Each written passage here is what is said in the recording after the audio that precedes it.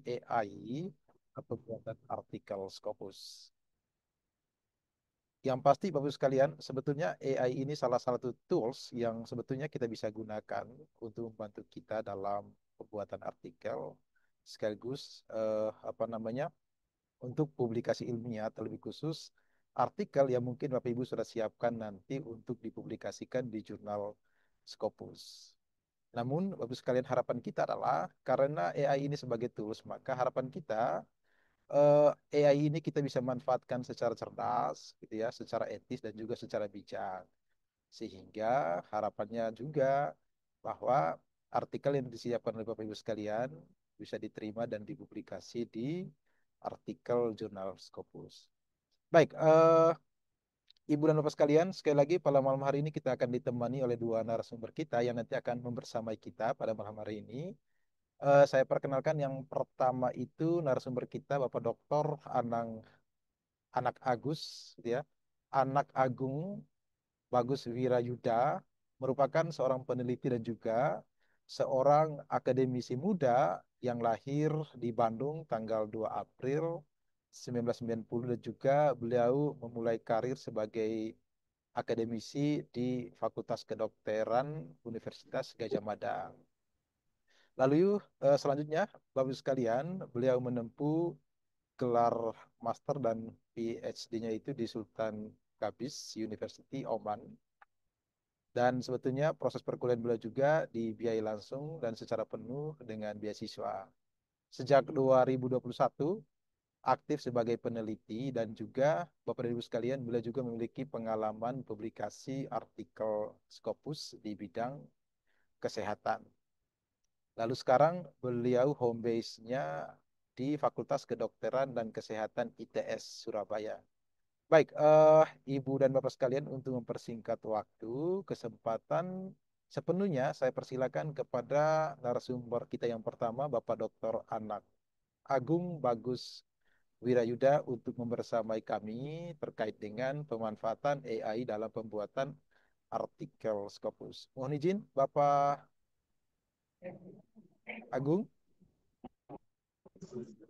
Oh, ya, bisa mendengar suara saya? Ya, Cek, sangat cek. bagus. Apa terdengar? Kedengaran jelas, Bapak. Baik, Oh kesempatan iya, saya iya, oke. persilakan. Ya, Assalamualaikum warahmatullahi wabarakatuh. Salam sejahtera buat kita semua. Selamat malam untuk Bapak, Ibu, rekan-rekan dimanapun berada. Ya. Mohon maaf, saya dalam perjalanan jauh, jadi mungkin tidak memakai latar yang layak. Tapi di sini saya memberikan selayang pandang untuk pembahasan kita malam ini di bidang publikasi ilmiah ya untuk menembus Scopus, dan yang saya syukuri memang sejauh ini dalam tahun-tahun belakangan ini saya menemukan banyak rekan saya, satu alma mater dan juga satu institusi yang sama-sama menggunakan tools atau dalam hal ini AI dalam menyelesaikan banyak pertanyaan-pertanyaan yang sulit sebelumnya, yaitu bagaimana mengefektifkan penulisan kita yang biasanya mungkin menempuh waktu setahun bisa dalam waktu sebulan mungkin ya. Pengalaman saya pertama waktu mengambil program S3 itu memang ya dalam anugerah yang maha kuasa ya, saya langsung mempublikasi literatur systematic review ya. Jadi kajian sistematis menggunakan metodologi sistematik, kajian sistematik di jurnal Q1 Q2. Dan memang alhamdulillah waktu itu pasti karena anugerah yang maha kuasa bisa diterima langsung, full acceptance tanpa revisi. Ya, itu sebelum COVID ya. Terus saya bertanya-tanya sebenarnya apa yang menjadi alasan atau rahasia kenapa suatu artikel bisa diterima di Scopus Q1. Apakah semata karena dia paling bagus atau memang trending topik ya, hot topik yang lagi di gemakan. Misalnya waktu zaman kita pandemi memang semua artikel terkait treatment COVID itu pasti langsung bisa diterima dengan baik. Tapi yang saya lihat bukan cuma itu sebenarnya, tapi bagaimana kita menjawab kebutuhan yang aktual dan juga menjadi jembatan atau alat untuk mengisi kekosongan literatur ilmiah.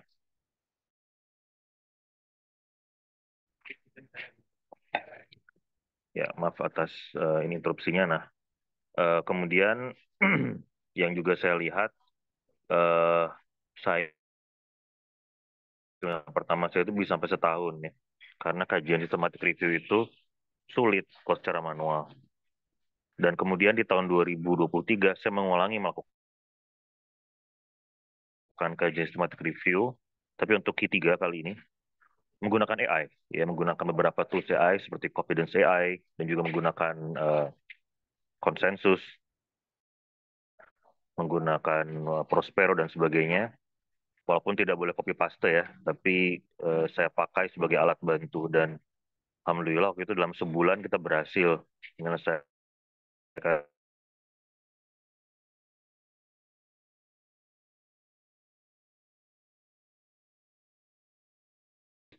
Jadi bahkan Bapak Ibu, hal yang dulu kami revisi itu bisa beres. Dan untuk ekstraksi data yang dulu memakan waktu mungkin sekitar 1 semester, menggunakan misalnya konsensus, size space, dan sebagainya, atau menggunakan banyak algoritma riset AI yang terbaru, itu bisa dalam sehari saja.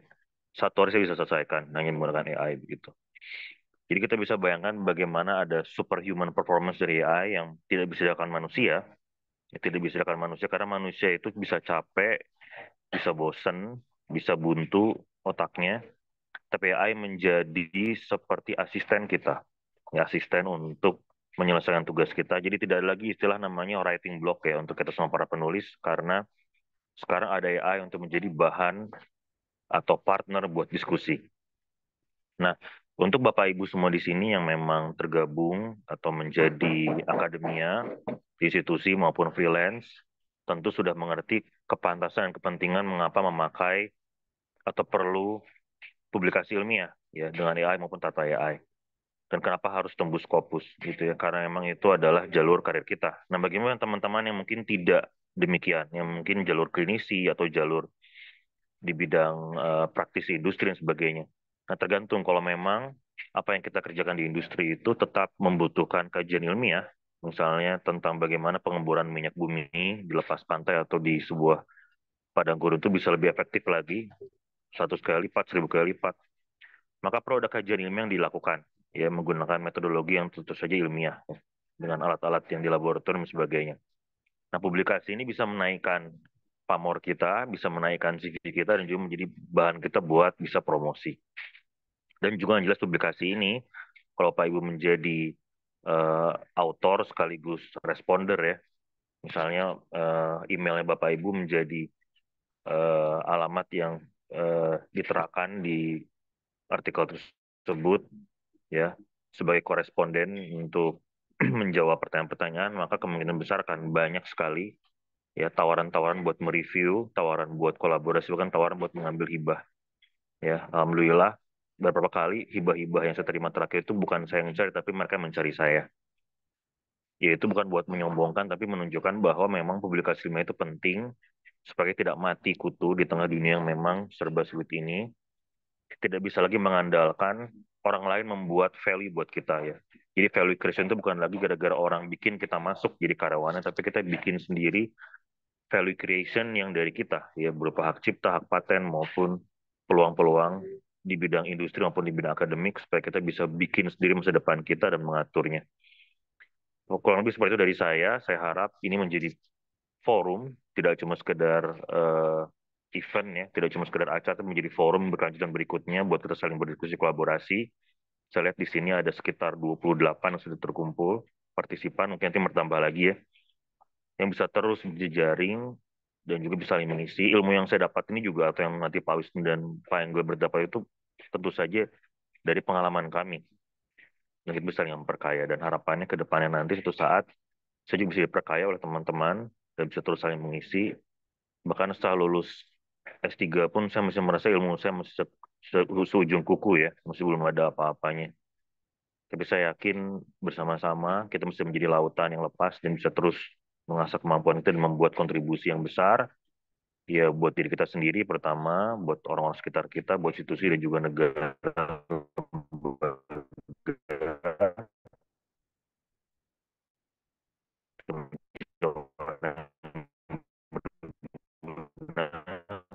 Sebesar-besarnya sebaik-baiknya orang itu ada yang bermanfaat sama.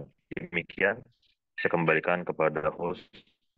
Semoga menjadi inspirasi dan juga alat untuk kita bersama-sama sukses bisa menembus fokus memanfaatkan AI untuk menyelesaikan semua masalah kita dari kecepatan maupun keterbatasan tenaga kita. Wassalam.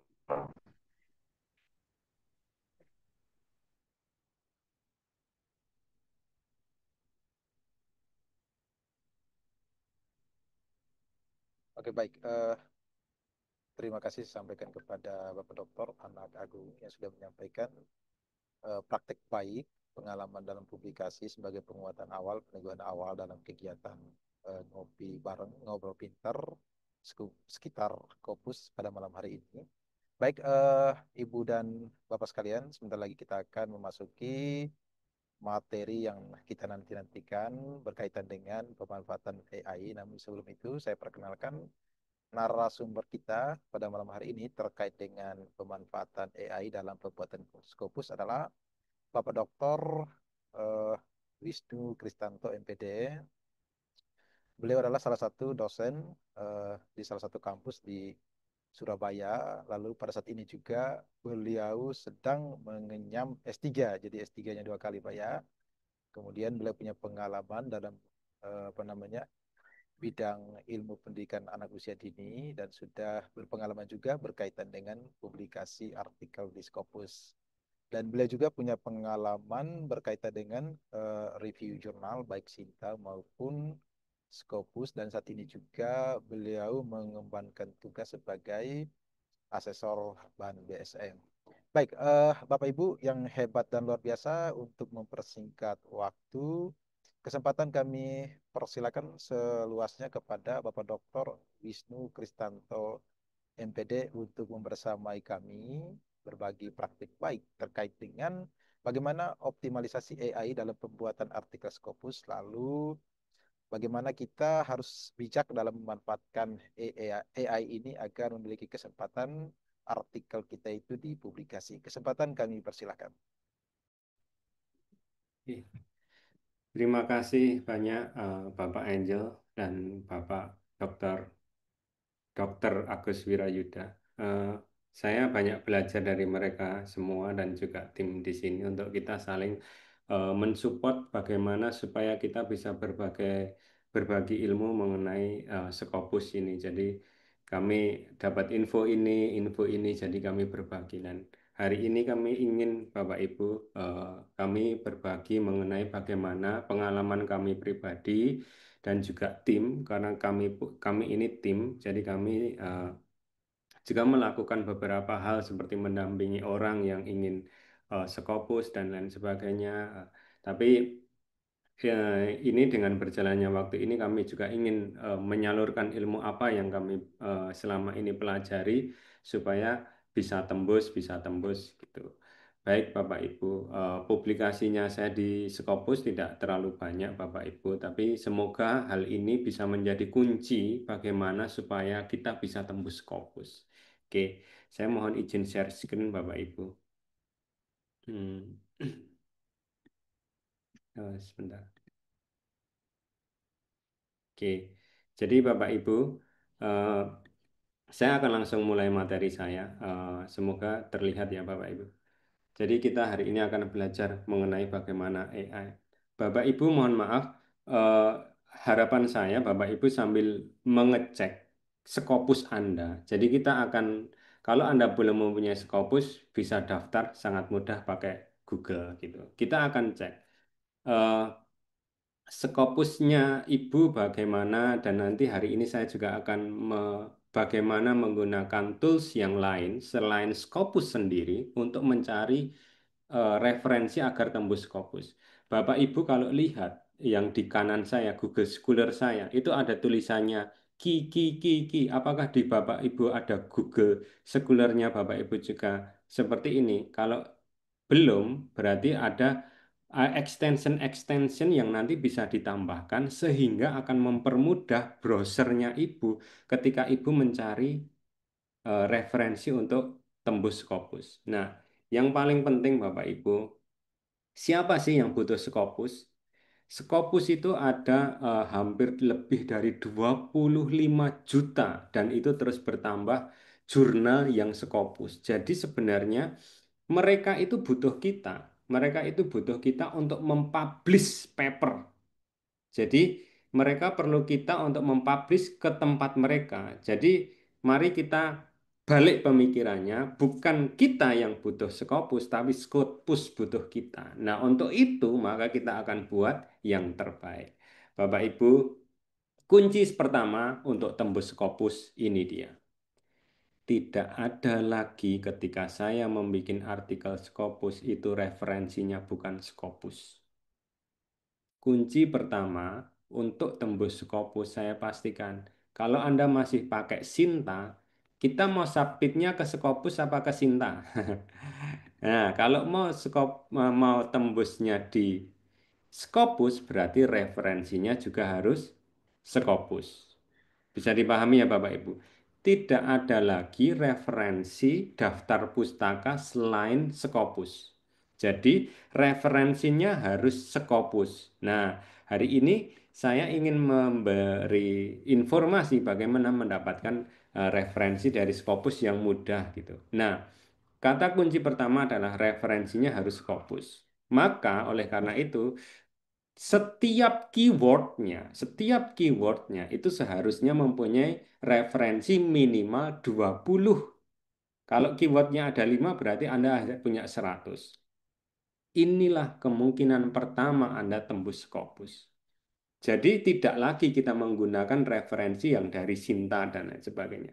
Berarti kunci pertama apa? Referensi kita rubah total menjadi referensi yang berasal dari Scopus. Oke ya. Eh, Jadi, nah nanti kita akan pelajari gimana cara mencari referensi yang dari Scopus gitu. Nah, Bapak Ibu, bagaimana Pak?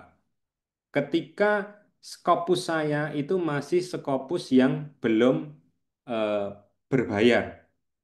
Saya tidak bisa menggunakan Scopus AI mungkin.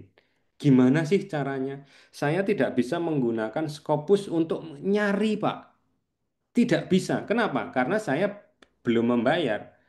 Nah, itu nanti kita akan bahas untuk pertemuan hari ini bagaimana saya mendapatkan referensi. Bapak Ibu, sebagian dari kita tahu ya ChatGPT. Khusus untuk hari ini, khusus untuk ini, saya tidak pernah menyarankan untuk menggunakan ChatGPT untuk mencari referensi. Kenapa Bapak Ibu? Bisa dibuktikan bahwa ketika saya menggunakan ChatGPT untuk mencari referensi, doi-nya tidak bisa diklik. Pernah ada yang mengalami itu? Nyari referensi pakai ChatGPT, doi-nya tidak bisa diklik. Makanya untuk mencari referensi, saya tidak pernah menyarankan Bapak Ibu untuk mencari menggunakan ChatGPT. Oke ya, kita akan lanjut ke bagaimana kita mempraktekannya. Oke, Bapak Ibu, coba lihat Scopus Bapak Ibu ada gambar gedung. Gambar gedung di bagian Scopus Bapak Ibu bagi Bapak Ibu yang sudah login. Ini akan menentukan apakah Anda bisa menggunakan fitur dari Scopus. Dan kalau mungkin Bapak Ibu ada yang bisa, boleh loh nanti sekalian Pak, saya bisa, Pak, saya tidak bisa. Nanti kita bisa langsung, oh, saya bantu. Apakah ada Bapak Ibu yang ketika diklik gambar gedungnya ini langsung muncul nama universitas? Ada? Atau Bapak Ibu sudah buka Scopus? Ada enggak di gambar gedungnya ini tulisan sesuatu? Oke. Ada enggak Bapak Ibu? Ada Ada. Tulisannya apa? UNY. Woi, ada yang lain lagi? Kalau Anda menggunakan, kalau seandainya ada tulisan UNY, entah itu Anda sebagai dosen atau sebagai mahasiswa, itu dikarenakan Anda memiliki email yang berakhiran UNY. Dan itu menunjukkan bahwa UNY telah berlangganan Scopus. Tapi Bapak Ibu, berlangganan Scopus ini eh, beda-beda ya fiturnya. Nanti untuk menggunakan Scopus AI saya menggunakan akun dari UNY sebagai mahasiswa tidak bisa di Scopus AI. Tapi saya bisa menggunakan fitur lain. Kalau seandainya tidak ada tulisan UNY atau universitas mana dari Bapak Ibu tempat Bapak Ibu bekerja atau menjadi mahasiswa, berarti Scopus Anda masih Scopus yang tulisannya Scopus Preview. Nah, bagi Bapak Ibu yang nanti masih Scopus Preview, kita akan lanjut. Oke ya, bedanya di mana toh Pak? Bedanya kalau Anda sudah berlangganan, itu downloadnya cepat, nyari referensinya cepat. Itu bedanya. Kalau belum, Anda tidak bisa cepat untuk dalam mencari dokumen. Nah, itu nanti kita akan bahas. Gimana sih Pak caranya untuk mencari dokumen yang cepat? Oke. Ibu bisa nanti diklik di bagian di bagian eh, itu tadi gambar gedung tadi itu nanti Ibu bisa klik nama emailnya Ibu atau nama kampusnya Ibu kalau Anda kita saling dengan saya berbicara gini berharapnya Bapak Ibu sambil mencoba ya. Jadi nanti Bapak Ibu tahu di mana ada yang belum, ada yang kurang atau apa sesuatu bisa kita diskusikan. Jadi kalau seandainya Anda menyebutkan nama suatu kampus dan nama itu ada, berarti intinya Anda sudah berlangganan. Bapak Ibu berlangganan Scopus itu mahal sekali. Tahun 2019 saja ini harganya untuk berlangganan fitur ini 2 miliar per tahun. Satu tahunnya 2 miliar. Wah, itu dia. Jadi bersyukurlah kalau Anda kuliah di tempat kampus yang berlangganan Scopus. Manfaatkan dengan baik emailnya. Kalau Anda sudah mempunyai email @uny, mana-mana itu sudah berlangganan, manfaatkan. Tapi sepengetahuan saya pribadi sebagai mahasiswa dari UNY, Scopus AI belum bisa. Tapi bagaimana Pak menggunakan Scopus AI? Nanti ada caranya. Oke ya, jadi jangan khawatir ketika Anda memiliki akun yang belum berlangganan. Oke, lanjut Bapak Ibu. Yuk Bapak Ibu, kita akan mulai dengan bagaimana saya mencari referensi Scopus menggunakan Scopus dan nanti cara yang kedua adalah bagaimana teman-teman yang belum berlangganan mau mencari sebuah artikel yang yang Scopus. Yuk, kita akan belajar namanya Scopus dan Science Direct. Jadi Bapak Ibu gini Bapak Ibu. Elsevier itu mempunyai banyak fitur, salah satunya Scopus, Science Direct, Mendeley. Nah, tiga hal ini Anda harus punya. Baik akun Scopus, install Mendeley, dan Science Direct. Nanti kita akan bahas. Yuk, kita pertama adalah untuk memudahkan kita untuk belajar, maka Anda harus melakukan ini download yang namanya Scopus Document Download Manager. Bapak Ibu bisa lihat, saya akan stop share, langsung saya akan masuk. Bapak Ibu bisa sambil coba, biar nanti kalau ada pertanyaan, oke, saya akan. Apakah sudah terlihat Bapak Ibu browser saya? Oke, jadi pertama yang harus dilakukan adalah download Scopus, download Manager. Ini hanya bisa dilakukan di Chrome. Jadi kalau Anda masih pakai browser Safari dan lain sebagainya, yang saya alami extensionnya tidak berjalan dengan baik. Tapi kalau Chrome, karena Chrome dia bagus. Ini Bapak Ibu, jadi nanti downloadnya di sini. Chrome Web Store, namanya Scopus Document Download Manager, lalu nanti install. Karena saya ini sudah menginstal, jadi tulisannya hapus dari Chrome. Nah, berarti ini dulu alat yang pertama kali yang harus ada di komputer Bapak Ibu. Ini di-download, dijadikan satu. Ciri ketika ekstensi ini sudah di-download dan berhasil, Bapak Ibu klik di sini Bapak Ibu. Ada tulisannya di sini ekstensinya. Scopus Dokumen Download. Itu langkah pertama untuk mencari referensi. Pastikan ada ekstensi ini. Ini akan membantu Anda untuk mendownload tidak satu persatu, 10, 15 langsung didownload menggunakan ekstensi ini. Oke, sambil bertanya, sambil saya berbicara, apakah ada yang sudah mencoba atau ada yang kesulitan? Oke, oke, bisa Bapak Ibu ya.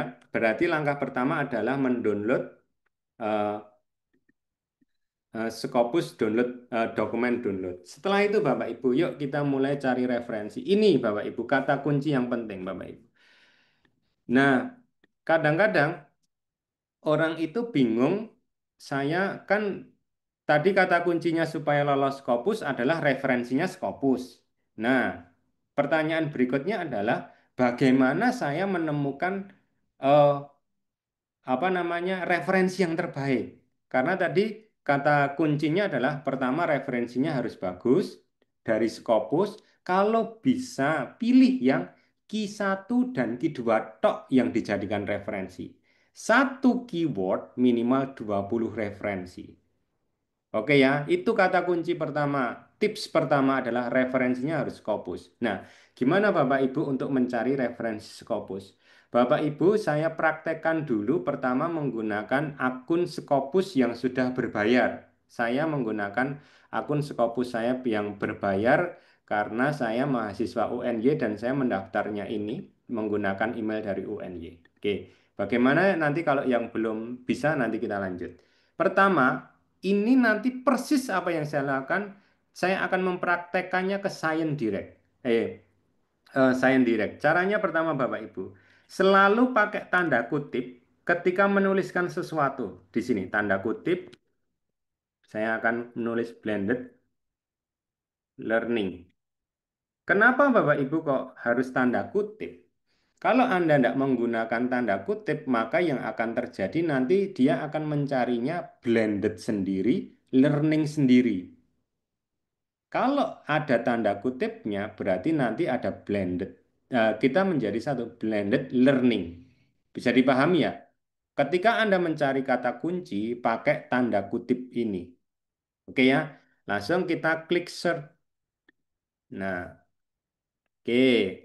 Kita klik search. Setelah itu Bapak Ibu, saya akan memper... ini Bapak Ibu bisa terlihat ya, ada berapa ini? Ada berapa? 15.000 dokumen. Apakah saya harus mencari sebanyak itu gitu. Nah, nanti akan saya permudah caranya supaya benar-benar simpel. Bapak Ibu suka membaca satu artikel atau mau cara cepat membaca artikel supaya jadi daftar pustaka? Cara Baik, cepat mempraktikkan jalan cara cepat. cara cepat ya. Oke, yuk saya ajari cara cepat karena saya tahu membaca satu artikel itu kan butuh 10 lembar apalagi bahasa Inggris ya. Oke, yuk caranya seperti ini Bapak Ibu. Kita filter dulu. Kan tadi saya nulis blended learning. Kata kunci saya mungkin yang kedua adalah childhood education. Oke ya. Jadi saya klik di sini untuk mempersingkat. Saya klik. Dari 15.000 tadi menjadi dokumennya cuma 593. Pertanyaan saya, mana dari 593 itu yang mau saya ambil 20 aja? Kita harus mencari artikel terbaik. Oke. Ini yang selalu saya lakukan adalah saya akan pilih mungkin Bapak Ibu bisa memilih dari peraturan kampus berapa tahun terakhir. Kalau di kampus saya itu 5 tahun terakhir. Saya tulis 2020 sampai 2025. Langsung untuk author name, subject area saya tidak akan centang, tidak akan isi apa-apa. Yang saya pilih untuk eh, apa namanya? Oke, untuk untuk eh, apa yang saya download hanya artikel sama book. Untuk proceeding konferensi itu tidak terpakai Bapak Ibu. Kadang-kadang ketika kita submit artikel itu tidak terpakai eh, di referensinya tidak begitu sekuat dengan menggunakan sebuah artikel dari Scopus. Jadi ini diklik Bapak Ibu. Yang saya klik di artikel sama di book. Ini saya klik.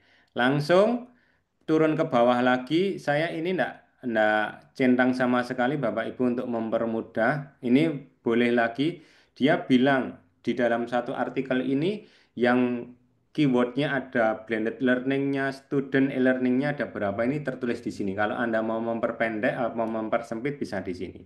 Lalu yang paling penting kalau dari semua ini country ini tidak pernah saya klik. Yang paling penting ini Bu. Ini yang Bapak Ibu, ini yang menentukan Anda apakah nanti bisa di-download atau tidak. Yang menentukan ini. Saya akan pilih yang all open access, jadi yang bisa dibaca saja. Itu yang akan saya download, lalu saya akan pilih yang gold, saya pilih yang hybrid gold. Lalu nanti saya akan limit tuh. Oke. Maka muncullah dari 5, jadi Bapak Ibu tahu ya, dari 15.000 turun ke 500, turun lagi ke 200. Nah, dari 200 ini maka yang akan saya pilih adalah apa Bu? Apa Bapak Ibu ciri dari sebuah artikel yang bagus menurut Anda? Artikel yang bagus itu apa ya? Salah satu cirinya. Salah satu cirinya.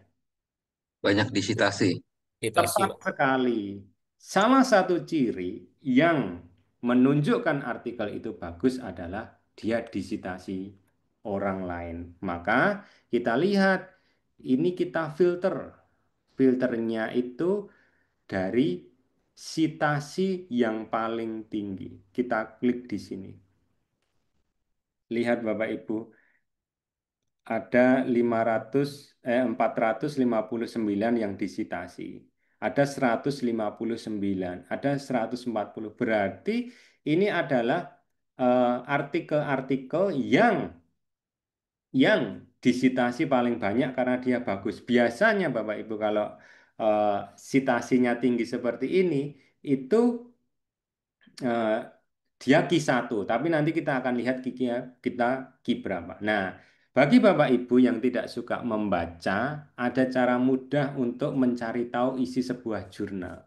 Kita tinggal klik Show All Abstract.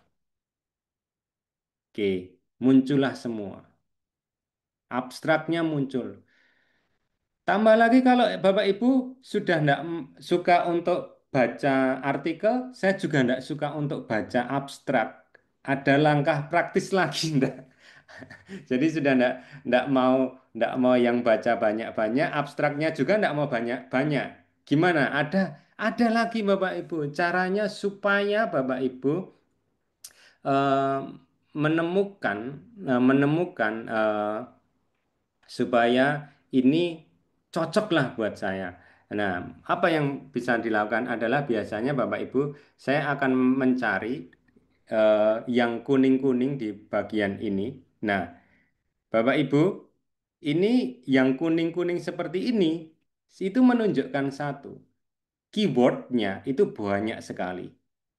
Tapi ketika Ibu mengeklik yang bagian relevance. Nah, kalau Ibu tadi mengeklik bagian, Bapak Ibu mengeklik bagian sitasi, ada satu cara sebenarnya yang simple, mudah, ya, cara manual itu Ctrl F. Ctrl F. Biasanya saya Ctrl F seperti ini, lalu saya akan masukkan kata kunci yang lebih lagi seperti yang tadi, blended learning. Jadi, mana yang kuningnya banyak, itu yang akan saya pakai. Bisa terlihat Bapak Ibu?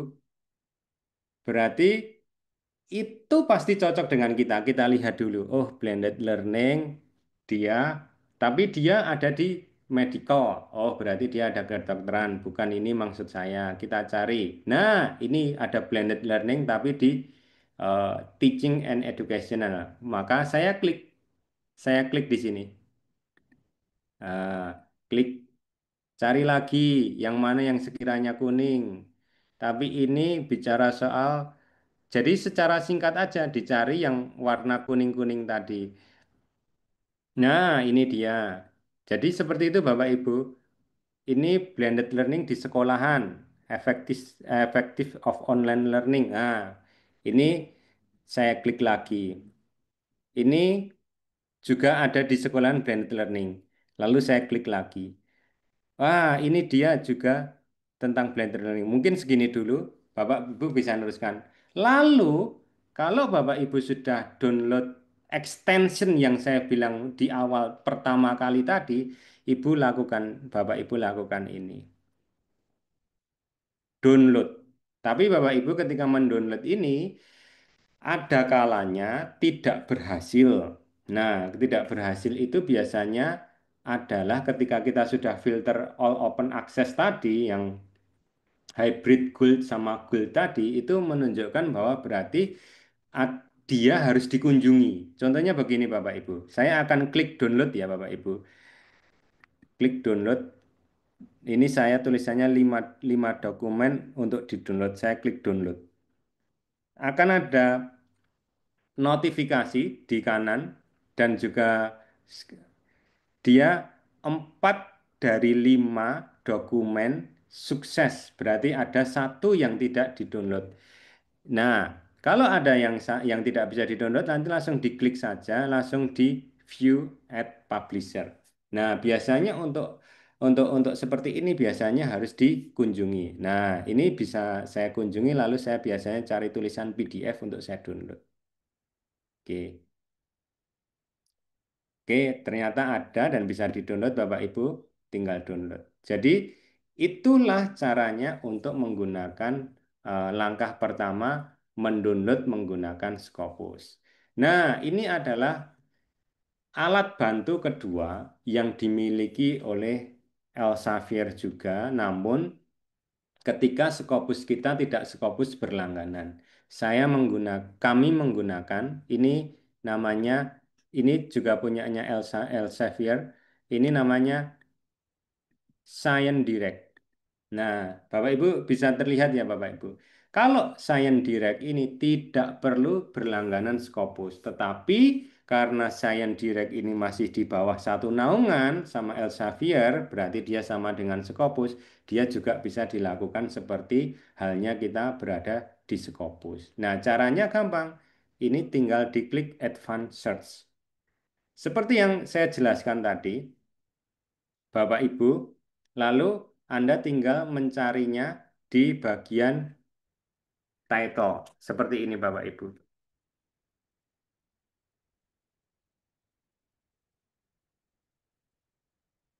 Oke. Contohnya seperti ini, langsung saya klik search. Bisa terlihat ya Bapak Ibu. Ini juga bisa dilakukan seperti halnya Scopus. Oke. Sampai sini dulu sebelum kita memasukkan ke artikel, ada pertanyaan? Izin Pak, saya mau cek yang pas sebetulnya saya S2 UNY mau cek yang terdeteksi post di Chrome-nya bagaimana Pak? Tadi saya kurang begitu teliti. Kalau mau mengecek Chrome-nya itu sudah terinstall atau belum gitu ya? Kalau sudah terinstall, ini ada logonya Bapak, diklik di sini. Sebentar. Ini Bapak klik di sini ada tulisannya Scopus dokumen download. Nah, itu tandanya bahwa Anda sudah berhasil. Nah, Anda harus mempunyai ekstensi ini. Oke, bisa dipahami sampai ini sebelum kita masuk ke dalam bagaimana supaya abstrak itu bisa masuk di dalam sebuah latar belakang. Oke ya, nanti kita masuk. Oke. Izin Pak, mau nanya Pak. Oh, boleh. Penentuan keyword tadi Pak, apakah sebaiknya, maaf, keyword itu kita ambil dari judul kita atau dari tema kita Pak? Kan Oke. tema belum tentu jadi judul Pak, tapi dari materi tema itu kan kita bisa membayangkan, oh keywordnya ini, atau sebaiknya keywordnya langsung berdasarkan judul kita Pak, supaya lebih lebih fokus referensi yang kita cari. Terima kasih Pak. Terima kasih. Nah, Bapak Ibu, kita sebenarnya nanti akan kita bagi dalam beberapa part sebenarnya Pak untuk sampai ke bagian membahas secara detail bagaimana khusus satu satu jam lebih untuk membahas judul apa yang menarik. Tapi saya ingin memberikan bocorannya Bapak Ibu. Gini, kalau dalam membuat judul itu jangan membuat seperti judul skripsi. Contohnya, judul skrip, mohon maaf ini sedikit sedikit untuk menjawab pertanyaan itu saya sedikit ya.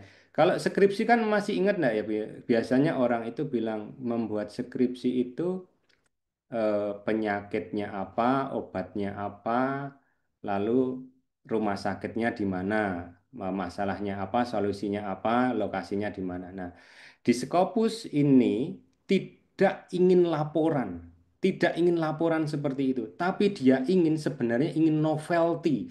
Apa sih yang beda? Apa sih yang baru? Nah, biasa nih yang baru itu harus muncul di sebuah judul. Pertama itu, ini apa sih yang baru itu? Novelty apa sih yang baru itu? Itu munculkan di sebuah judul. Nah, dalam penentuan sebuah judul itu eh, novelty-nya harus muncul di situ. Dan saya tidak pernah, Anda pernah lihat Scopus, jarang ini, tapi saya pernah menggunakan lokasi daerah tertentu. Tidak, karena gini, kita itu mau Skopus kita itu internasional, dibaca orang internasional. Lah kok tulisannya di situ nama desa di sebuah daerah di Indonesia. Nah, itu tidak saya munculkan di sebuah judul, tapi di dalam nanti metodenya di dalam metode penelitian, lokasi penelitian muncul. Nah, pertanyaannya adalah yang dimasukkan itu adalah temanya Bapak Ibu. Karena kita judul itu harus semenarik mungkin. Kalau temanya masuk semua nanti akan terlalu panjang, maka nanti akan kita bahas pada pertemuan khusus untuk menentukan judul. Tapi intinya Bapak Ibu kalau membuat judul itu harus ada novelty-nya, eye-catching. Untuk keywordnya Bapak Ibu biasanya apa yang akan ada di tema saya tersebut. Begitu Bapak, semoga menjawab. Terima kasih, Pak. Boleh saya lanjutkan ya Bapak Ibu? Oke, ini sekedar tambahan sebenarnya. Tambahan tapi berguna sekali untuk saya. Tambahan simple, tapi sebenarnya saya tidak merekomendasikan. Kenapa kok saya tidak merekomendasikan? Karena dengan menggunakan aplikasi ini, ketika saya searching, yang muncul tidak Scopus tok, tapi Sinta. Padahal saya tadi jelaskan, referensi untuk keterima di Scopus adalah referensi dari Scopus. Oke ya. Nah, Bapak Ibu, ini adalah Google Scholar saya. Ya. Bapak Ibu, ada yang berbeda dari Google Scholar saya dan Google Scholar Bapak Ibu? Atau sama? Coba Bapak Ibu cek Google Scholar Bapak Ibu. Judulnya praktis banget, Pak. Bukan. Ya, bukan judulnya Bapak Ibu, tapi ini ini kan ada buku, ada sesuatu yang berbeda enggak ketika Bapak ngetik blended learning di Google Scholar Bapak Ibu? Coba atau kata kunci yang lain.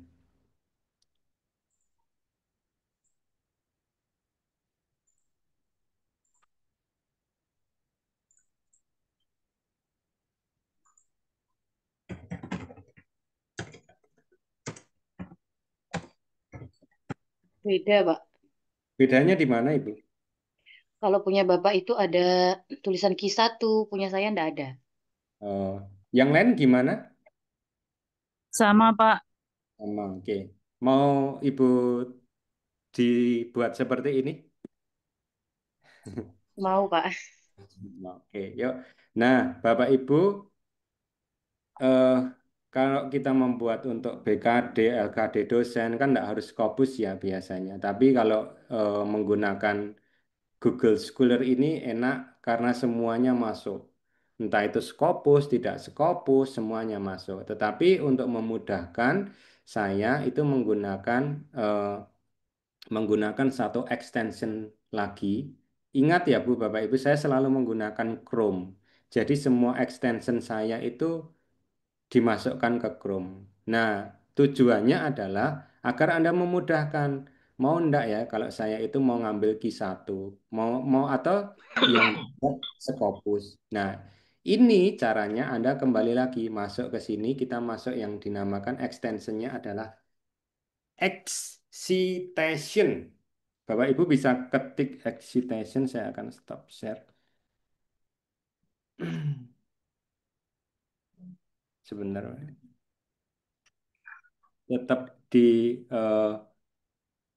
pakai Google.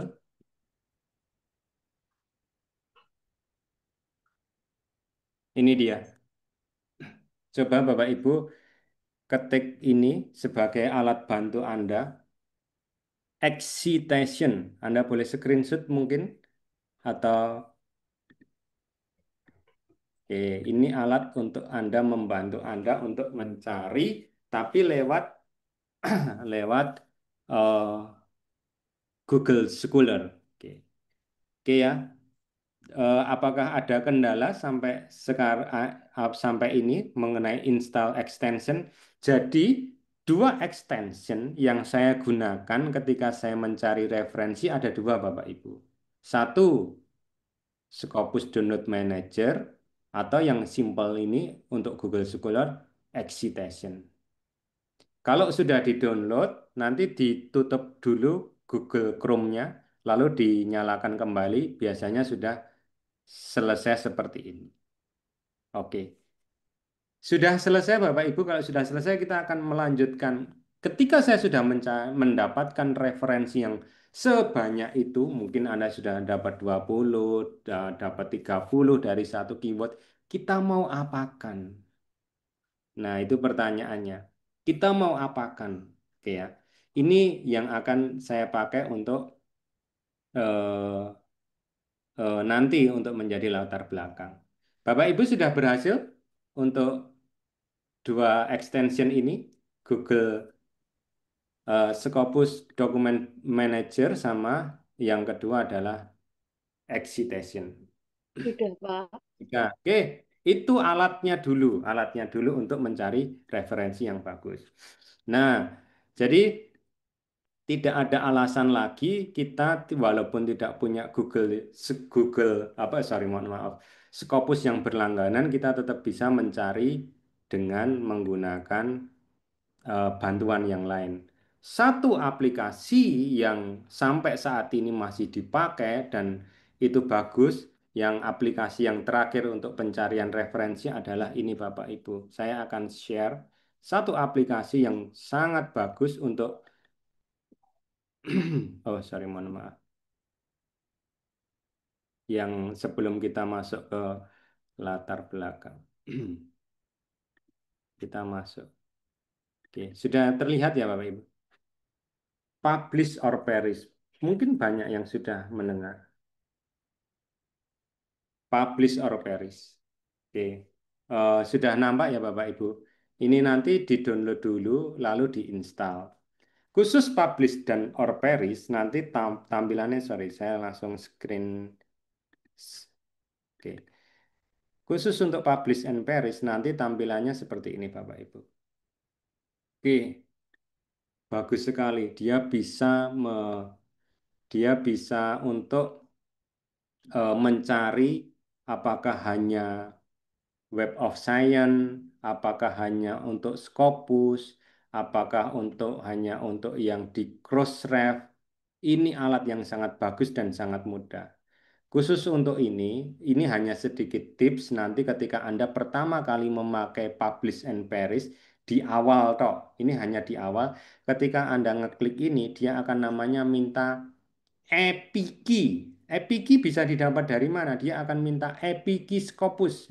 Saran saya untuk segera diisikan Epiki Scopus. Bapak Ibu bisa mencari Epiki Scopus ketika menggunakan Publish or Perish, menggunakan yang di sini Bapak Ibu. Yang paling bawah. Ini dia. Terlihat ya? Ini nanti ketika Anda klik, kalau Anda ngekliknya baru pertama Scopus Anda akan ditanya, I want Scopus. Nah, di sini I want ini diklik. Ini nanti akan muncul seperti ini. Nah, Ini nanti di copy paste ke publish or perish, publish or perish, lalu setelah itu publish or perish-nya bisa digunakan sebagai alat untuk searching referensi. Jadi itulah aplikasi yang bisa saya gunakan biasanya ketika saya untuk mencari referensi. Oke. Sebelum kita memasukkan referensi itu ke dalam sebuah sebuah latar belakang atau sebuah kajian teori, apakah ada pertanyaan Bapak Ibu? Bapak Ada, Pak. izin bertanya. Oke, boleh.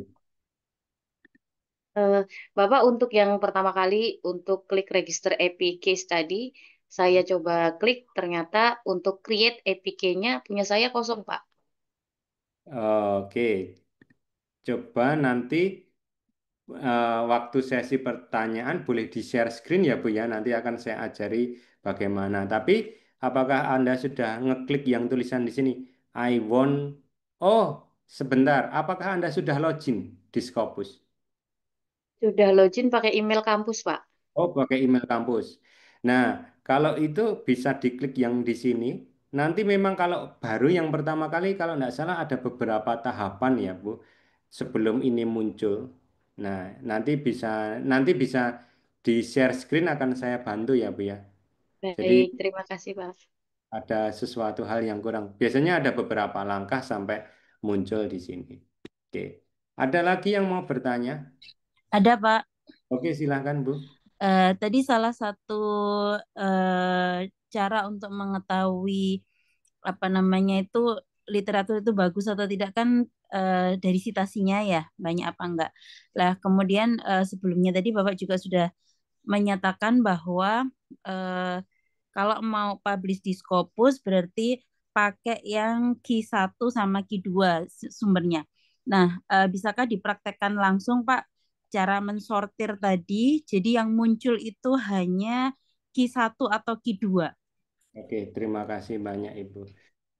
Oke, jadi Bapak Ibu, eh, bagaimana supaya saya bisa tahu apakah yang saya pakai itu kan Scopusnya Q1 atau Q2. Nah, di dalam perjalanan saya itu tidak ada cara lain selain untuk mengeklik secara manual. Tapi tips dari saya, yuk kita lihat. Bapak Ibu, nanti akan suatu saat Anda akan menemukan yang ada garisnya. Ini kan ada garisnya, dan ini bisa diklik ya Bapak Ibu. Tapi suatu saat Anda akan menemukan yang tidak ada garisnya. Ini semua ada garisnya. Ini citasinya besar-besar. Coba yang saya klik yang, wah semua ada garisnya, oh, ada garisnya semua. Apa sih artinya ada garisnya itu Bapak Ibu? Ada garisnya itu berarti dia itu hidup. Dia itu tidak discontinue. Itu yang pertama. Nah, berarti itu sudah pasti hidup. Nah, kita akan ngecek gimana sih untuk menentukan ini Q1, Q2 dan lain-lain.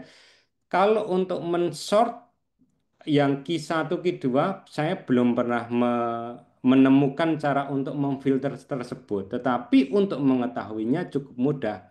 Bapak Ibu, 100 dibagi 4, itu kan ada berapa Bapak Ibu? 100 25. 25. Berarti 0 sampai 24 itu Q4, 25 sampai 49 itu Q3, 50 sampai 74 itu Q2, dan 75 sampai 100 itu Q4. Nah, itu caranya gimana? Q1 Pak ya. Q1. Jadi 100 dibagi 4 ya Bapak Ibu. Nah, caranya gimana untuk melihatnya? Pertama, garisnya dulu. Saya yakinkan kalau tidak ada garisnya dia sudah mati. Jadi kalau sudah ada enggak garisnya, jangan pernah dibuka aja, bagi saya enggak, membuang waktu karena dia sudah mati. Kita cari yang hidup. Nanti ada minggu depan, persis minggu depan kita akan membahas bagaimana supaya kita tidak ditipu jurnal. Nanti kita lihat ya. Ini saya klik satu ya Bu ya. Kita lihat di klik di satu. Klik. di sini. Bapak Ibu silahkan ditebak, ini Ki berapa? Kita lihatnya dari sini. Berapa, Bu?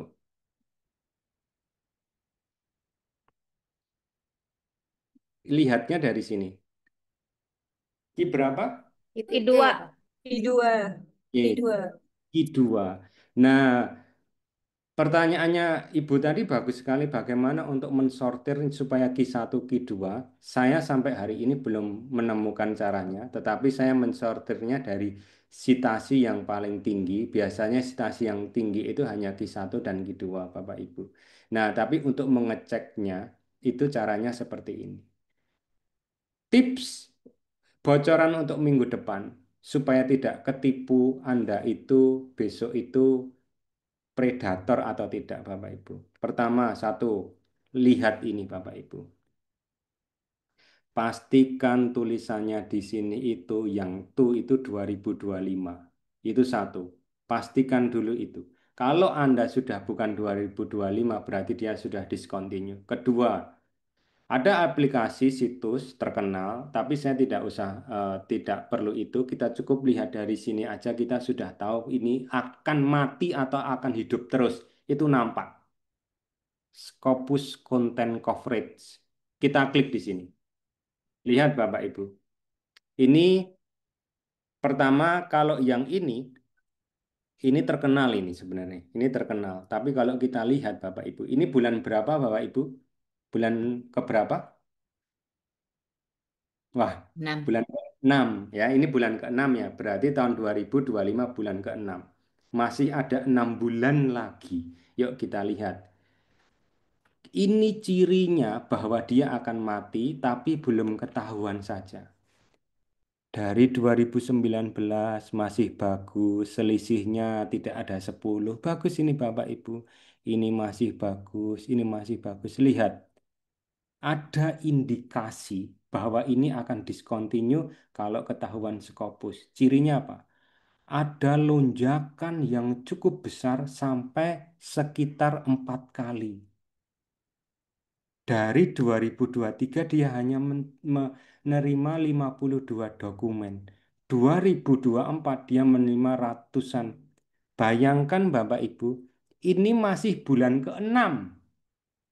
Masih ada 6 bulan lagi. Kalau ini dikalikan 2 berapa? Itu salah satu ciri untuk mengetahui apakah ini jurnal ini ada kemungkinan menjadi discontinue atau tidak. Oke ya Bapak Ibu. Nah, ini sebenarnya akan dibahas untuk minggu depan. Bagaimana nanti juga menggunakan aplikasi. Tapi ketika Anda untuk mensubmit, ini kan bukan mensubmit suatu artikel supaya Anda itu tetap langgeng di Scopus, salah satunya itu lihat ini Bapak Ibu. Scopus Content Coverage. Karena gini Bapak Ibu, ada banyak jurnal itu yang awalnya bagus, tapi dia itu tahu bahwa dia itu mau meraup uang sebanyak-banyaknya, dia menerima siapapun artikel seburuk apapun dia terima, lalu nanti setelah itu ratusan orang mendaftar, publish, akhirnya discontinue. Ini cirinya. Lihat, bagus, cuma selisih sedikit, tiba-tiba ada lonjakan yang cukup besar. Dan 2025, tahunnya belum berakhir, dia sudah ada 253. Bayangkan Bapak Ibu. Apakah ini eh, eh, akan discontinue? Apakah ini predator? Hanya Scopus yang tahu. Karena nanti akan ada pengumumannya jurnal-jurnal yang akan eh, disampaikan setiap 3 bulan kalau tidak salah di website Scopus. Tapi bagi saya ini adalah suatu kejanggalan. Baru 2025 aja sudah menerima segini banyaknya. Nah, untuk pertanyaannya Ibu tadi, berarti apakah bisa untuk mensort Q1 tok, Q2 tok? Saya belum ada Ibu. Saya belum menemukan. Yang biasa saya lakukan hanya mensort dari sitasi yang terbanyak. Karena sitasi yang terbanyak itu biasanya hanya Scopus yang bagus-bagus. Tapi kembali lagi wajib kita cek. Begitu ya Bapak Ibu ya. Oke. kita boleh praktek bagaimana untuk memasukkan suatu abstrak dengan cepat dan di dalam sebuah artikel ya Bapak Ibu. Kita mau tips lagi dari saya Bapak Ibu. Nah, saya tidak menggunakan ChatGPT untuk mencari referensi, tapi saya menggunakan ChatGPT untuk cara lainnya Bapak Ibu. Biasanya ketika saya cukup banyak seperti ini, saya akan copy di sini Bapak Ibu. Copy, lalu saya akan masuk ke eh, ChatGPT saya. Saya akan buat prompt. Prompt ini bagus Bapak Ibu. Prompt ini bagus sekali adalah pertama, gini Bapak Ibu, kalau Anda sudah biasa menggunakan ChatGPT untuk berbagai hal, apalagi kalau ChatGPT-nya itu digunakan untuk sharing, itu nanti ChatGPT-nya akan membahasnya. Contohnya saya bicara soal kajian Islam. Tiba-tiba saya bicara soal penelitian. ChatGPT akan memahami bahwa oh mungkin yang dimaksud oleh orang itu karena dia mempunyai latar belakang mencari kajian Islam maka penelitiannya akan dihubungkan ke Islam gitu. Nah, cara pertama untuk menggunakan Scopus itu yang saya biasa lakukan adalah hapus database-nya dia. Caranya gimana? Bapak Ibu bisa lakukan prompt ini. Yuk, hapus semua databasemu.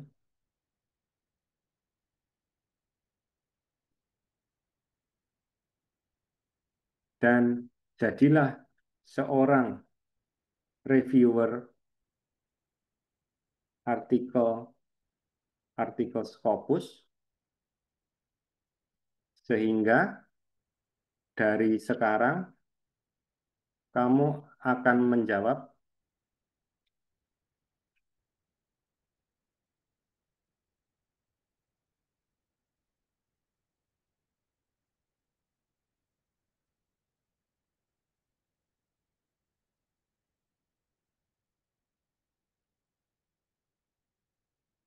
ya. Jadi saya akan memformat database-nya dia dulu, hapus semua databasemu dan jadilah seorang reviewer artikel-artikel Scopus sehingga dari sekarang kamu akan menjawab pertanyaan dengan kaidah Scopus atau penulisan karya ilmiah. Saya biasanya klik seperti ini. Itu prompt saya yang pertama sebelum saya eh, menyuruh dia sesuatu dengan untuk melakukan sesuatu untuk eh, yang Scopus. Jadi saya akan mengclearkan dulu dia database dia supaya dia nanti berpikirannya pokoknya ininya untuk Scopus. Yang menjadi rumit adalah ketika ChatGPT kita adalah ChatGPT sharing dengan orang lain. Nah, antara orang sama orang nanti akan rumit. Nah, caranya gimana Bapak Ibu? Cara tips singkat cepat menggunakan ChatGPT adalah saya akan mengcopy paste buatkan kesimpulan satu sampai dua kalimat mengenai abstrak berikut. Saya copy di sini. Oke. Jadilah, ingat ya Bapak Ibu, jangan pernah percaya 100% AI. Jangan pernah percaya. Lalu saya akan lakukan ini. Saya akan copy ke Word. Sorry, Word saya bisa terlihat Bapak Ibu karena apakah saya ini share screen untuk semua atau hanya Terlihat, Pak. Bisa, Pak. oke. Lihat, Saya Pak. kita akan ngomongkan blended learning dulu ya. Kan kita tadi akan mencari referensi berdasarkan keyword dulu ya. Jadi blended learning. Dibaca dulu secara bahasa Indonesia. Oke. Kalau memang sudah cocok dan tidak perlu perubahan, karena semuanya itu harus menggunakan bahasa Inggris, maka aplikasi terbaik sampai saat ini untuk bahasa Inggris yang saya sarankan adalah Grammarly. Tetapi ketika Anda tidak punya Grammarly, ada yang sudah include di dalam Microsoft Word kita, yaitu adalah Bing Translator. Nah, caranya gampang. Bapak Ibu tinggal blok, klik kanan, translate. Namun ini mohon maaf harus online dan kita insert. Jadilah satu referensi terindeks Scopus. Nah, ini nanti disambungkan ke Mendeley. Setelah disambungkan ke Mendeley, jadi kita tinggal insert nama orangnya. Oke, sini tadi nama orangnya dari siapa, jadi tadi kita tinggal insert.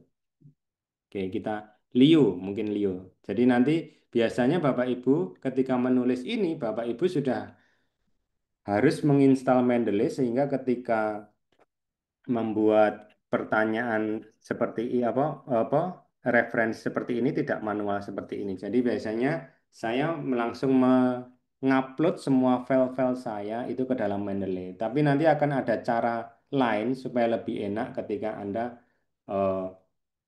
tidak perlu mendownload semua file. Kita nanti bisa dengan cara menggunakan RIS. Bapak Ibu yang paham Mendeley pasti paham seperti ini.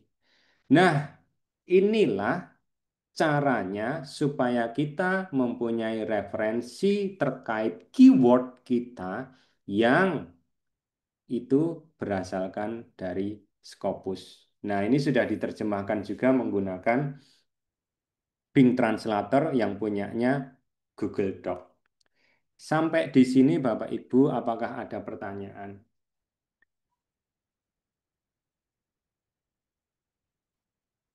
Tinggal kita nanti akan mencari referensi lain lagi, tinggal masukkan lagi, nanti bahasa Indonesia dibaca, kalau sudah sesuai maka tinggal ditranslate menggunakan apa namanya Bing punyanya Doc. Pak, mohon maaf Pak, saya coba tarik kesimpulan atau proses tadi yang dilakukan. Mudah-mudahan pemahaman saya, kalau salah tolong dikoreksi Pak. Jadi pertama, sesudah kita mendownload atau melihat referensi yang sudah kita peroleh di Scopus tadi, kemudian abstraknya tadi cukup kita copy pastekan ke ChatGPT. Sementara ChatGPT-nya sudah kita set up dulu, kita riset dulu agar menjadi reviewer Scopus. Jadi tugas ChatGPT sendiri di sini adalah membuat kesimpulan satu atau dua kalimat dari abstrak tersebut. Nah, dari kesimpulan itulah yang kemudian kita masukkan sebagai referensi kita di dalam tulisan kita. Itu pemahaman saya, Pak. Bisa benar atau bagaimana, Pak? Mohon Iya, komentarnya. tepat sekali Bapak, dan itu memang yang saya lakukan. Nah, ini Oke. tadi adalah cara cepat ya Bapak Ibu yang saya sampaikan. Kalau Anda mau memang eh, belajar sungguh-sungguh berarti ya seperti sedia kala kita harus membaca paper 10 lembar seperti itu dan memahami. Tapi ini kembali lagi hari ini saya adalah mengoptimalisasikan penggunaan AI di dalam sebuah pembuatan Scopus dan caranya seperti yang disampaikan Bapak tadi. Ingat ya Bapak Ibu, Scopus yang baik referensinya harus Scopus. Itu dia. Jadi kita tidak pakai yang namanya Sinta, kita tidak main Sinta-Sinta lagi. Tetapi ingat, khusus untuk Sinta 1 rata-rata itu, tapi tidak semua itu juga sudah terindeks Scopus. Tapi alangkah lebih baik kalau kita selalu mencari di Scopus. Nah, aplikasi tadi sudah saya sampaikan ya, Scopus, Science Direct, sama Publish or Perish. Begitu Bapak Ibu. Terima kasih. Itu caranya untuk mencari referensi. Oke. Ada lagi?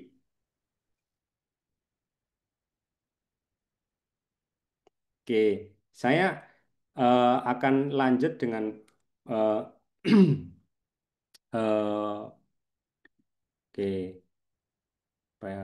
PowerPoint saya. Bapak Ibu,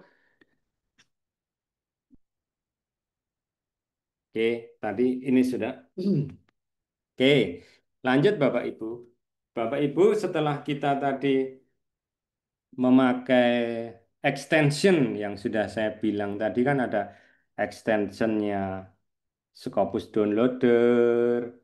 Tadi untuk belajar-belajar juga kita kalau mencari BKD LKD langsung kita membuat BKD LKD langsung pakai Google Scholar kita, tapi cara cepat untuk Q1 kita juga tambahkan extension.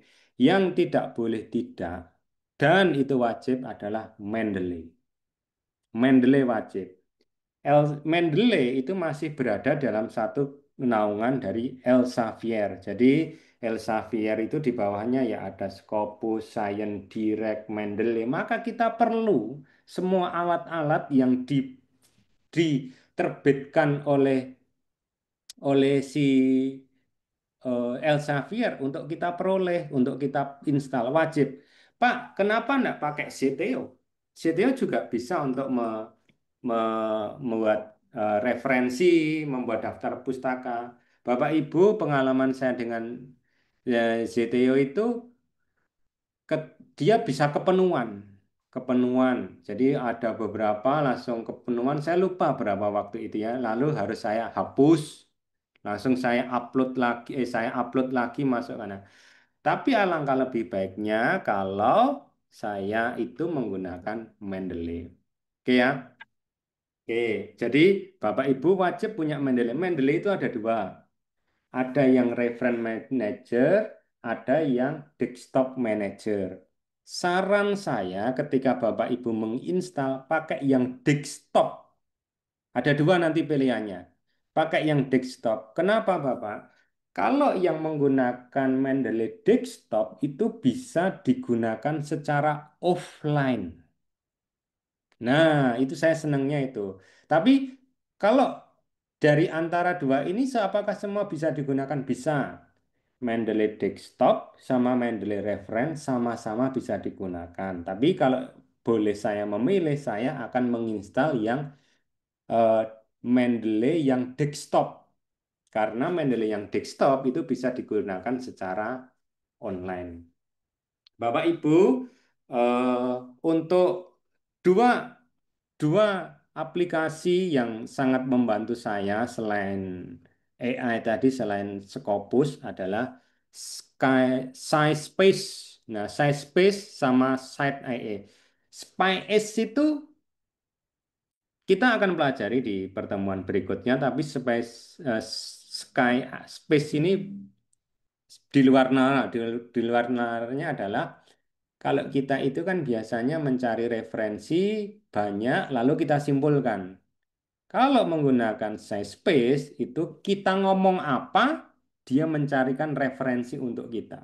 Nah, ini kita akan juga coba. Oke ya, itu yang bisa dicoba beberapa aplikasi ini bisa ke depan kita akan membahas secara khusus untuk langsung praktek Bapak Ibu.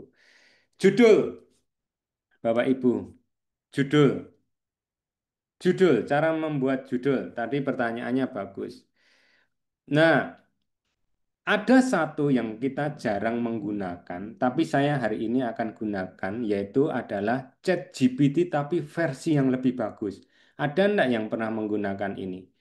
Jadi enggak sembarangan ChatGPT lagi, tapi kita akan lebih optimal menggunakan ChatGPT secara optimal untuk membuat judul. Nah, untuk promptnya nanti akan saya beri, tapi Bapak Ibu bisa mencobanya dengan cara seperti ini, karena ini sebentar.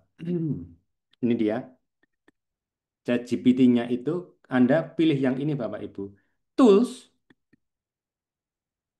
Run Deep Research. Ketika Anda menggunakan Run Deep Research, Anda ngeklik ini, jawaban-jawaban dia tidak akan secepat jawaban-jawaban dari ChatGPT biasanya. Dia akan melakukan proses walaupun pertanyaannya sama. Tetapi hasilnya jauh lebih. Karena dia itu jawaban yang saya sudah punya dari ChatGPT diulang lagi, difilter lagi. Bapak Ibu ketika mencari judul, meminta saran, sampaikan ke ChatGPT. Tapi ada satu fitur yang bagus sekali untuk research itu di tools. Tools Run Deep Research. Nah, ini Kalau yang pakai gratisan ChatGPT, saya ini pakai gratisan itu sisa 3. Tapi Bapak Ibu jangan khawatir karena eh, banyak yang jual yang di Shopee, itu bisa dicari. Lanjut, kita tadi sampai di pembuatan judul ya Bapak Ibu. Nah, sorry, saya share screen lagi. Oke, mohon maaf. Oke, jadi itu pembuatan judul. Jadi, lalu selain menggunakan keyword yang kita masukkan di judul, minta saran AI, ini yang harus keluar adalah setiap judul itu harus memunculkan novelty dan juga harus ada metodenya. Nah, kita akan bahas secara full dalam satu pertemuan khusus, hanya khusus untuk membuat judul nanti dari orang yang sudah expert di bidangnya. Lalu gini Bapak Ibu, lihat judul orang lain. Lihat judul orang lain, kenapa judul orang lain itu keterima, tinggal kita sesuaikan variabelnya dengan variabel kita. Nah, oke. Itu sedikit tips untuk pembuatan judul. Oke. Lalu tools. Tools sudah tadi kita bahas sedikit-sedikit ya. Ini tools yang sangat bagus. Nah, yaitu menggunakan Publish or Perish, Mendeley, Cite, Force Viewer. Force Viewer itu nanti ada versi yang simple, kita nanti akan pakai Research Rabbit. Nah, itu nanti kita bisa pelajari menggunakan Research Rabbit juga. Nah, khusus untuk kamus, menurut saya, mohon maaf kalau saya berbeda, kamus terbaik untuk translate saat ini adalah Grammarly. Jadi walaupun saya sudah translate menggunakan punyanya Bing tadi, Bapak Ibu, Bing tadi itu masih akan jauh lebih bagus menggunakan Grammarly karena Grammarly itu dia bisa mengidentifikasi apakah ini pantas atau tidak itu. Pantas atau tidak, jadi nanti akan ada saran-saran yang lain. Grammarly. Bapak Ibu, terakhir ini akan dibahas di pertemuan berikutnya adalah di manakah saya harus mensubmit artikel. Kan itu kan terakhir kali kalau kita mau tujuan kita kemana toh Pak? Saya itu mau mem, mem- mempublish sebuah artikel saya yang sudah saya buat sedemikian rupa. Kemana? Mungkin ada saran dari Bapak Ibu, kemana saya harus mencari rumah? Kemana? Ada yang ingin memberi saran ke saya? Oke, gini, saran dari saya, kita gunakan Scopus lagi yang aplikasi yang bagus itu adalah, ini dia Bapak Ibu saya, sorry, mohon maaf. Oh,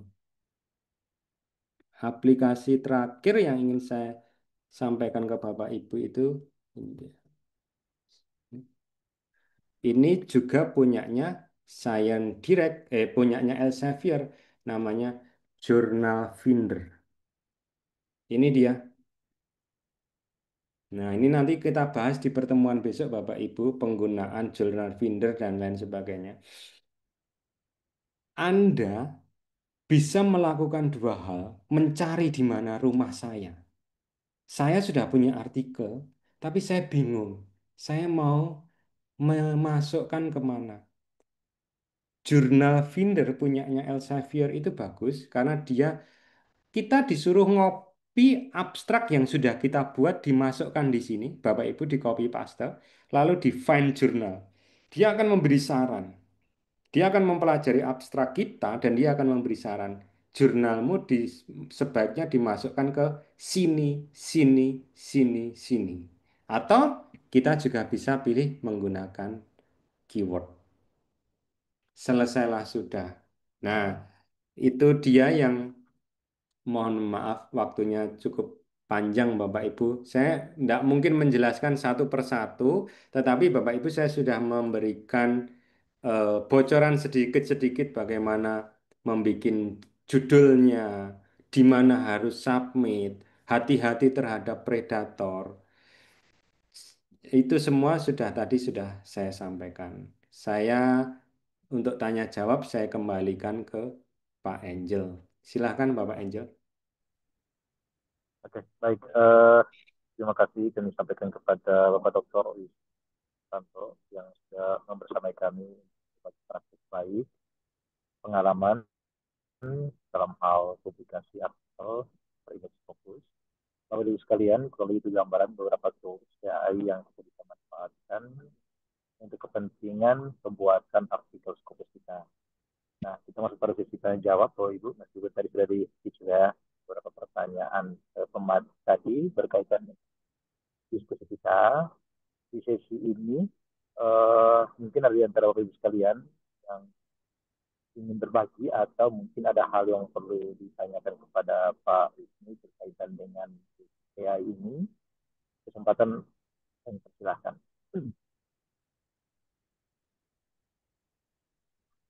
Kan Bapak Ibu sekalian boleh raise hand, mungkin ada hal yang mau ditanyakan atau dikonfirmasi, silahkan.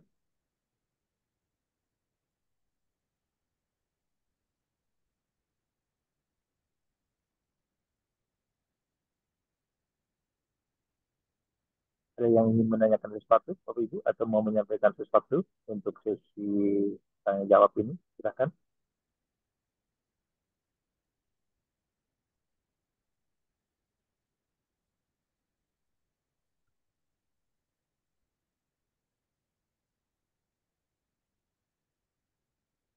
Oke, baik.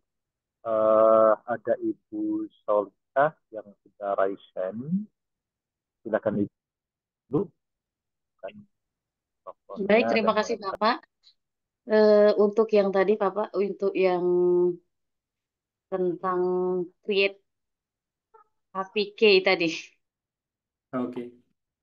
Boleh di-share screen, Ibu? Biar saya lihat. Baik Pak, sebentar Pak.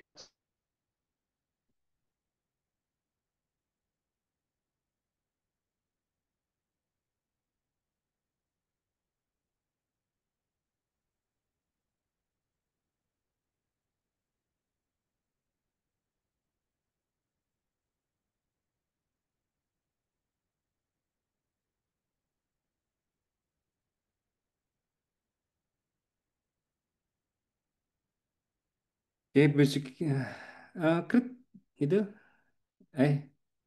Maaf Pak, salah share ya Pak ya. Sebentar Pak.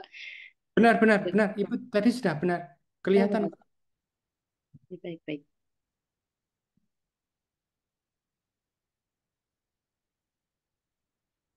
Itu Create Epic Key. Sebentar Pak ya. Itu Create Epic Key. Klik Create Epic Key. Ya, itu. Ini? Itu dia. Oke, nah ini berarti Ibu baru pertama kali. Ibu tinggal tulis nama Ibu, URL Ibu, nanti diklik-klik itu langsung muncul. Coba saja. Mau dikasih label apa, mungkin nanti labelnya namanya Ibu atau apa. Silahkan. Langsung muncul nanti. Oke.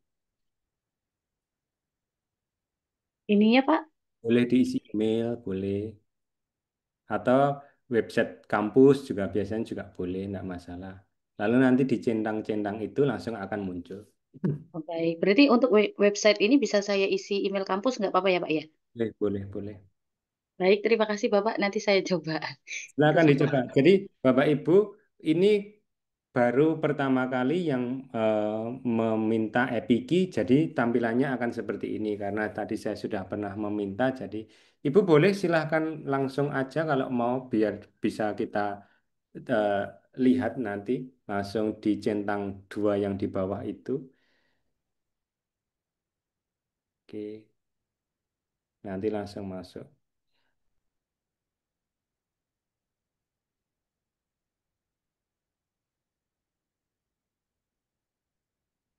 Langsung duanya dicentang. Oke. Yang ini Pak ya. Satunya. Oke. Oke. Submit. Ada sesuatu loh, kok belum ya Bu? Ada sesuatu yang I agree-nya Oh, itu Bu dicentang Bu. I agree with the epi itu. mana ya? Ini sudah tadi, Bu. Atau coba, saya lupa ya, waktu itu saya memasukkan website kampus atau apa ya. Tapi memang cobaan UNY gitu Bu. Klik-klik, oke coba yang disubmit.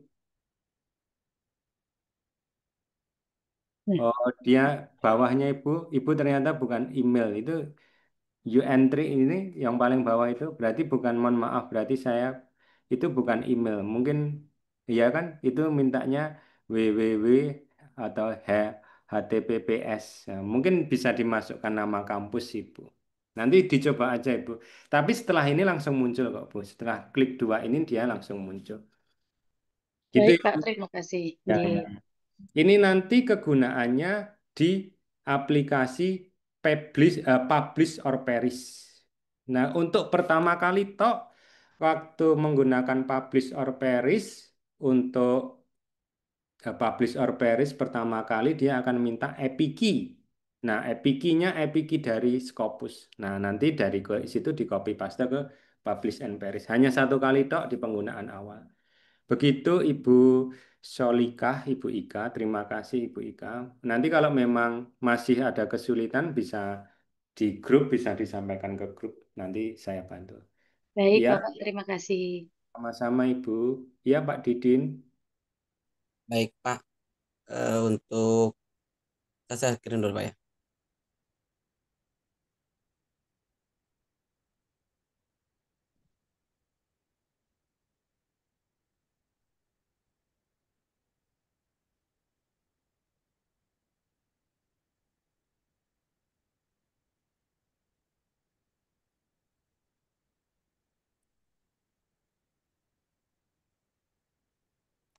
Ya.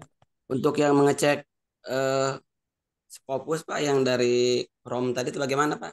Nah, Bapak ini kan tulisannya itu hapus dari Chrome. Berarti Ya, itu menandakan bahwa Bapak itu sudah menginstal Scopus Dokumen Download Manager. Bapak bisa lihat di sebelah foto yang atas. Foto yang atas itu ada kayak puzzle. Atas, atas, atas. ini Pak. Itu diklik. Biasanya sudah ada tulisan. Itu extension. Nah, berarti Bapak sudah download ini. Nah, ini adalah alat untuk mempermudah proses pendownloadan dari artikel Scopus yang banyak tadi yang saya bilang centang centang centang download tadi ekstensinya ini. Baik. Nah, ini menunjukkan bahwa Bapak sudah terinstall di Chrome dan sudah berhasil. Begitu. Pak Wisnu, mohon izin Terima untuk kasih Pak. minta cek, Pak Wisnu. Iya ya. Pak, mohon izin untuk membantu pertanyaan dari Ibu Solika tadi terkait dengan websitenya itu bisa memasukkan websitenya UNY nanti keluar apa namanya Scopusnya. Saya mencoba tadi satu akun udah berhasil, tinggal masukin websitenya UNY atau website kampus tempat Bapak Ibu mengabdi. Terima kasih Pak, itu informasi. Oke. Terima kasih banyak Pak Angel. Oke. Gitu ya Pak Didin. Oke. Pak Rudi, mungkin ini pertanyaan terakhir Pak Angel Ya, atau ini masih ada lagi? Pak Rudi, rupanya ini pertanyaan terakhir Pak ya. Ya, terima Silakan kasih. Bapak. Ya, terima kasih Pak Wisnu. Saya mungkin tadi agak kelewatan Pak mengenai penggunaan manfaat dari publish dan verish tadi Pak. Jadi kenapa kita menggunakan itu Pak ya untuk publish dan verish itu? Oke. Jadi begini Bapak Ibu. Eh, Publish or perish itu alat untuk mencari referensi. Seperti yang kita bahas di awal, menggunakan Scopus atau menggunakan Science Direct. Cuma kalau Scopusnya itu belum berlangganan, maka fitur untuk download cepatnya itu susah. Oleh karena itu, saya memberikan AI. AI-nya itu namanya publish or perish. Begitu. Nah, keunggulan publish or perish itu bisa tidak hanya mencari Scopus. Dia bisa mencari Web of Science, Google Scholar, dan lain sebagainya.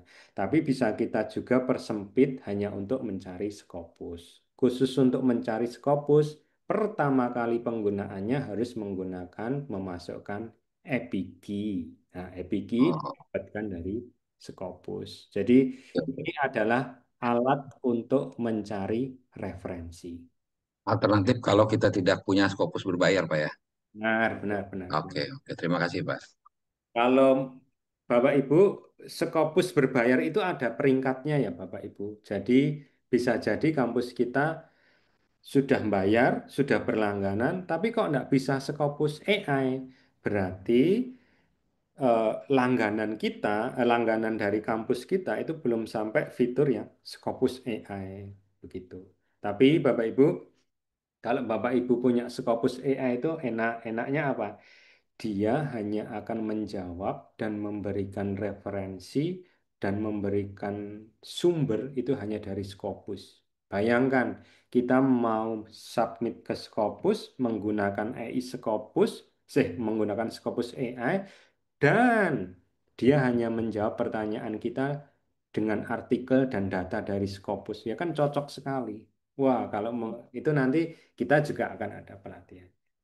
Begitu Bapak Ibu, karena waktu saya mohon maaf harus mengakhiri. Kalau memang ada yang kurang jelas atau ada pertanyaan lagi mungkin bisa kita lanjutkan di grup gitu.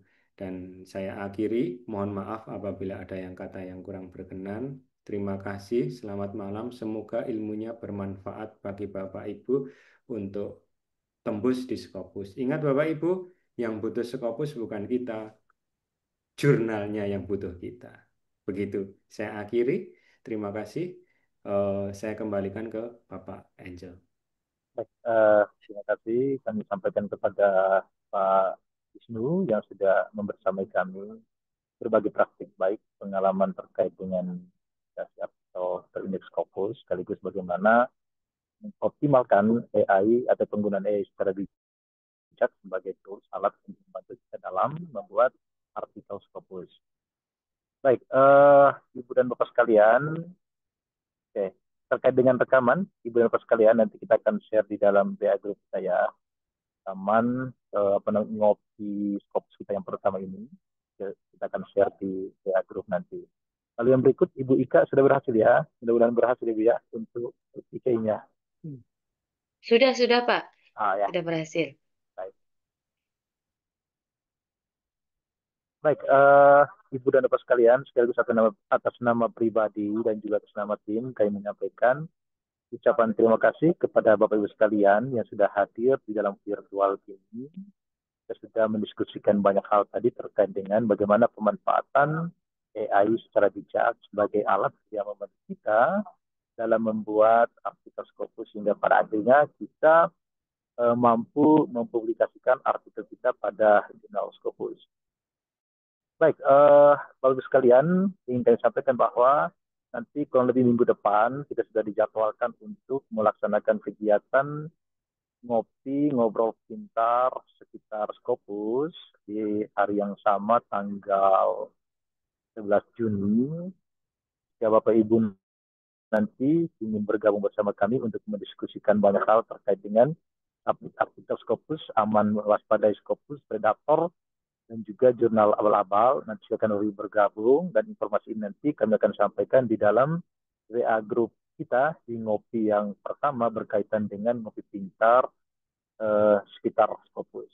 Baik, Ibu dan Bapak sekalian, terima kasih untuk kebersamaan kita malam hari ini. Kita batasi perjumpaan kita, diskusi kita, praktik baik kita terkait dengan penggunaan AI. Sampai jumpa di pertemuan berikutnya terkait dengan rekaman, nanti kita akan share di WA group kita. Terima kasih, selamat malam, sampai jumpa, dan tetap sehat selalu, dan selamat menikmati malam yang penuh indah, Bapak Ibu sekalian. Terima kasih dan selamat malam semuanya. Selamat malam, terima kasih. Selamat malam.